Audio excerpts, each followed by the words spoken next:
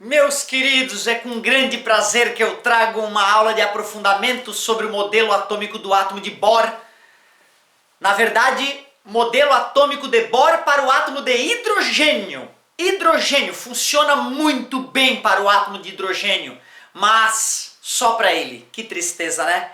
Digamos que esse modelo foi o mais próximo do criador que o Bohr chegou. Depois, só algumas outras criaturas conseguiram se aproximar ainda mais do criador dos átomos, do criador do universo, do criador da matéria. E eu sempre empurrei essa aula meio boca abaixo nas minhas turmas no final do ano, matéria completa, detonamos tudo o que tinha que fazer. Aí eu penso, o que eu vou fazer mais com essa gurizada aqui, ó, pá, átomo de Bohr. E aí eu fico todo excitado e vejo naquela turma de 40, né, eventualmente mais, um pouquinho menos, nos colégios, nos lugares um pouco mais cuidadosos, né, porque muita gente na aula, só se for muita gente madura, evidentemente, senão dá ruído. E aí eu lá todo empolgado, eu vejo que naqueles 40 tem 2, 3 lá que o olhinho brilha e o resto vê que, né, acaba não curtindo. E aí me aparece gente pedindo, professor, dá pra aprofundar o átomo de Bohr? Eu não me aguento. Venham comigo se aproximar do criador do universo, meus caros. Manja de álgebra básica? Álgebra básica, empilhar letrinha, multiplicar, dividir, somar letrinha. Hã? Manja de energia cinética? Sabes o que é energia cinética? mv²/2. Sabes o que é energia potencial elétrica? Talvez esse seja o pré-requisito mais delicado para a aula. Energia potencial elétrica. Seria importante tu conhecer essa ideia para poder acompanhar essa aula. E tu conhece o que é quantidade de movimento angular? Isso é raro de a gente trabalhar no ensino médio, certo? Esses conceitos seria importante que tu tivesse alguma noção do que eles são, pelo menos, para que tu pudesse acompanhar a aula confortavelmente. Mas, claro, né, nós teremos aulas que explicam esses conceitos separadamente para que vocês fiquem fortinhos o suficientes para assistirem essa aula sem se magoar. Então venham comigo. Olha só o que o safadinho do Bohr sacou para explicar por que o hidrogênio só emitia algumas frequências de luz específicas. Ou por que o hidrogênio só absorvia algumas frequências específicas. Para que tu entenda o que eu digo com emitir ou absorver frequências específicas, seria bom assistir a aula sobre espectrometria, né? Como é que a gente obtém o espectro de emissão e o espectro de absorção de um corpo. Essas são aulas que podem te ajudar bastante a completar essa aula que eu quero te mostrar o raio de Bohr e os possíveis raios atômicos para o átomo de hidrogênio. Não é a verdade, mas se aproxima muito da verdade, como eu disse. Venham! Negócio seguinte, o Bohr chega e fala, ó, olha, o elétron orbita o núcleo num movimento circular,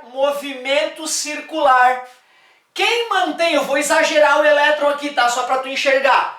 Quem mantém o elétron girando praticamente em movimento circular uniforme em torno do próton positivo é a força eletrostática, a força elétrica, a força coulombiana. Ah, também precisa conhecer força elétrica, precisaria conhecer também força centrípeta, mv²/r, segundo a lei de Newton. Esqueci de citar esses pré-requisitos também para essa aula. Força elétrica, claro, né? Os opostos se atraem.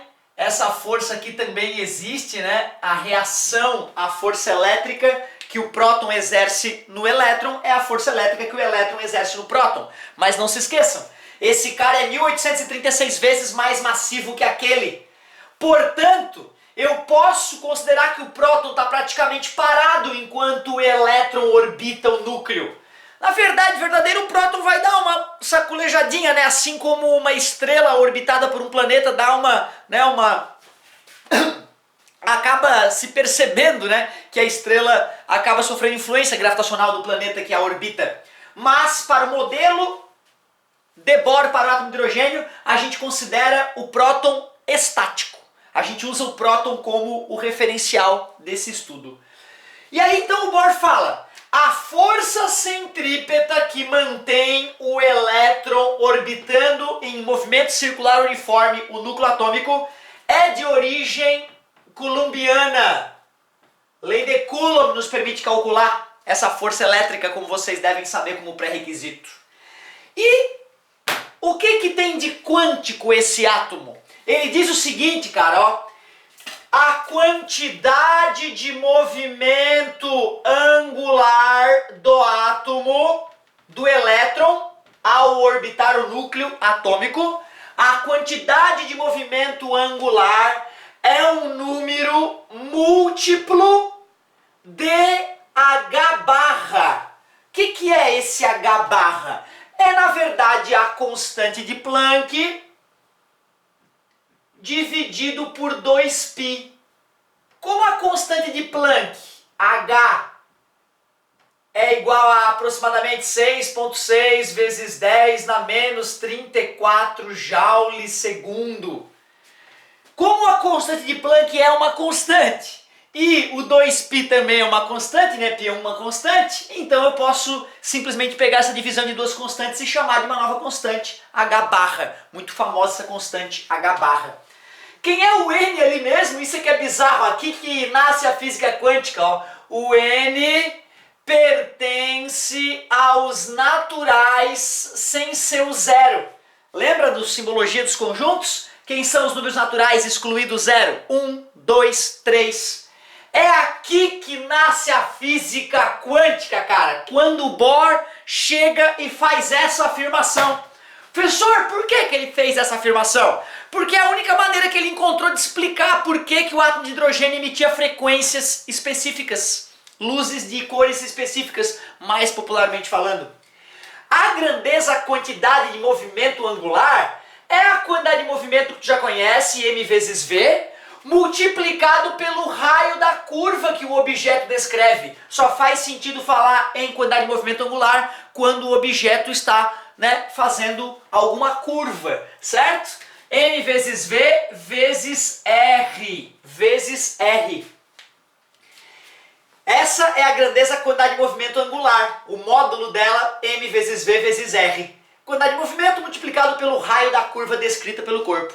Isso é igual a um número natural que não seja zero, multiplicado pela constante chamada H barra. Beleza até aqui? Show!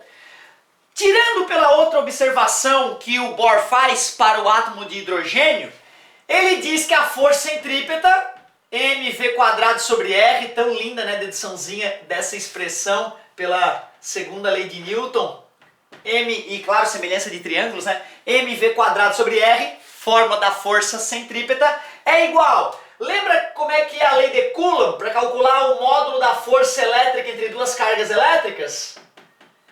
Constante eletrostática do meio, que multiplica carga 1 vezes carga 2 em módulo, dividido pela distância entre as cargas ao quadrado.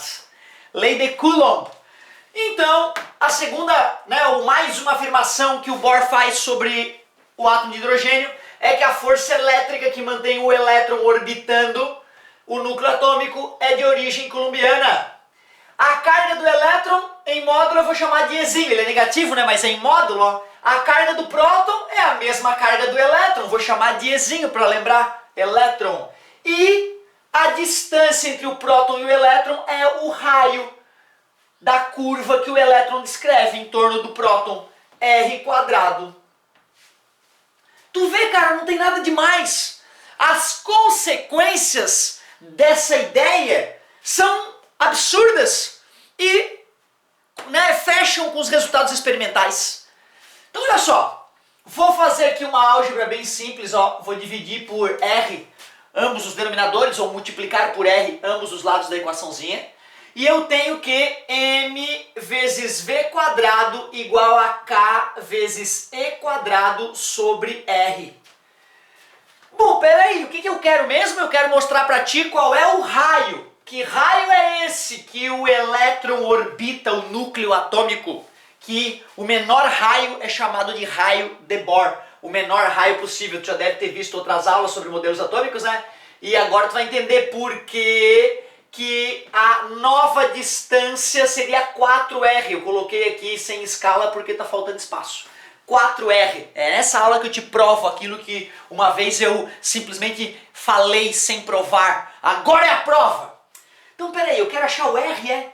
Ah, se eu quero achar o R eu tenho que eliminar o V da velocidade, ó. Se eu eliminar o V, eu vou obter o raio do elétron orbitando o núcleo atômico sem precisar saber a velocidade desse elétron. Então peraí, vou isolar o V aqui. V igual a NH barra que divide M vezes R. E vou isolar o V ao quadrado aqui, ó. V ao quadrado é K vezes E quadrado que divide M vezes R. Ó, tranquilo, hein? Quem é o K? Não custa, né? O H barra eu te falei, constante de Planck dividido por 2π. E quem é o K? O K é chamada constante eletrostática, não sei se tu lembra, que também pode ser escrita como 1 sobre 4π epsilon, onde o epsilon é a permeabilidade magnética, desculpa, permeabilidade elétrica do vácuo. Por que vácuo, professor? É porque não tem nada aqui, né? O elétron orbitando o núcleo atômico aqui não tem nada, né? Por isso que eu vou usar a constante eletrostática do vácuo, que a gente calcula através da permissividade elétrica do vácuo. Se por curiosidade tu quiser saber mais ou menos quanto é que é a permissividade elétrica do vácuo, 8,85 vezes 10 na menos 12 Coulomb quadrado por Newton quadrado metro quadrado. A unidade inversa da constante eletrostática. Mas decorar esses números tu não te preocupa, tá? Não te preocupas em decorar as constantes, fica tranquilo. Não gasta energia mental com isso. Pô, peraí, para eu poder eliminar a velocidade dessas duas equaçõezinhas, eu vou elevar essa aqui ao quadrado, ó. V quadrado é igual a N quadrado, H barra quadrado, M quadrado, R quadrado. Pronto, eu vou igualar essas duas equaçõezinhas e olha que coisa linda! N quadrado vezes H barra quadrado, que divide massa do elétron ao quadrado. Né? Isso aqui era a massa do elétron, é a quantidade de movimento angular do elétron. Ali também, ó, é a massa do elétron, é a força atuando no elétron. Vezes R quadrado é igual K, constante eletrostática, E quadrado, que divide M vezes R. E agora eu vou isolar o R. Eu posso multiplicar por M ambos os lados. Certo? Eu posso multiplicar por R ambos os lados, tirei o quadradinho ali, e vou jogar esse R para lá, para isolá-lo. Ficaria assim, ó, N quadrado, H barra quadrado. Aqui embaixo tem M, aquele K vai vir para cá, aquele E quadrado vem para cá também, e o R passa multiplicando. Tem que estar atento só para mexer nas letrinhas, né? Álgebra básica, concordas comigo? O raio depende do N, que pode ser 1, 2, 3, 4, né? Lembra quem é o N asterisco, né? Os números naturais, exceto o zero. O número 1, o número 2, o número 3, de quantidades em quantidades, não pode assumir qualquer número. Física quântica. O raio para o número N é N quadrado que multiplica H barra quadrado que divide M vezes Z quadrado, massa do elétron vezes carga do elétron quadrado, vezes constante eletrostática.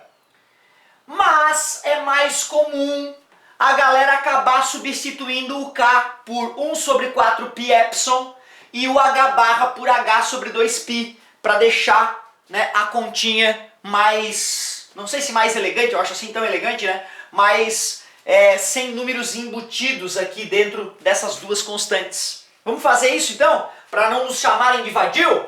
O raio para o enésimo nível do átomo de hidrogênio ficaria N quadrado vezes o H barra é a constante de Planck dividido por 2π ao quadrado, isso aqui, hein?